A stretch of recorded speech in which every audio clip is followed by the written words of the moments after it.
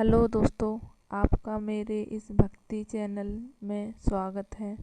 जय श्री राम, जय बजरंगबली।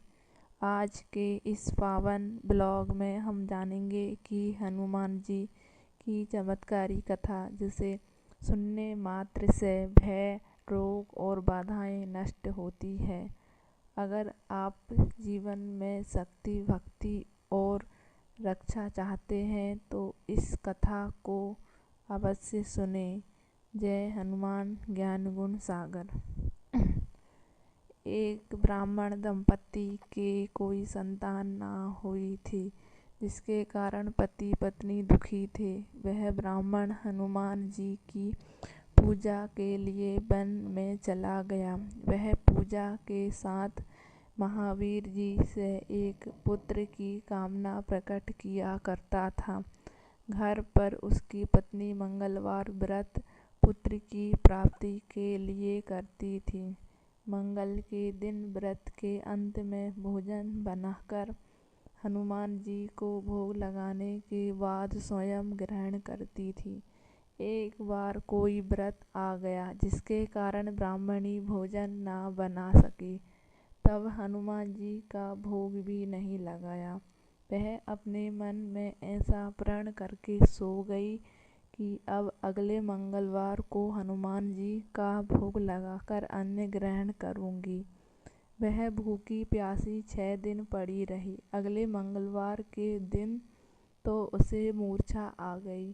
तब हनुमान जी उसकी लगन और निष्ठा को देखकर अति प्रसन्न हो गए और उन्होंने उसे दर्शन दिए और कहा, मैं तुमसे अति प्रसन्न हूँ। मैं तुझको एक बालक देता हूँ जो तेरी बहुत सेवा किया करेगा।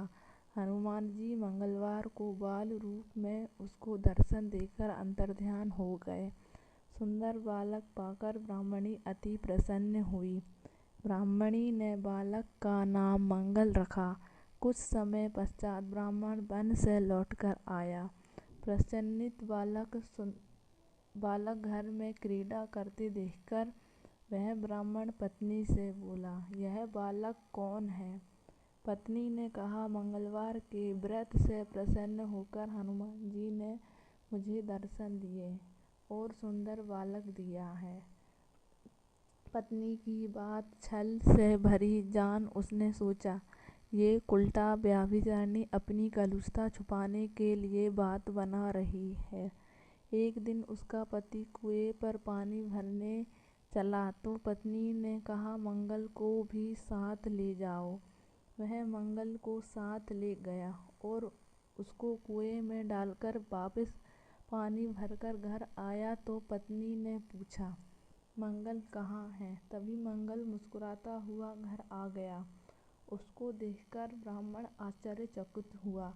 रात्रि में उसके पति से हनुमान जी सपने में कहा, ये बालक मैंने दिया है, तुम पत्नी को उल्टा क्यों कहते हो? पति ये जानकर हर्षित हुआ। फिर पति पत्नी दोनों मंगलवार का व्रत रखकर अपने जीवन को आनंद पूर्वक व्यतीत करने लगे।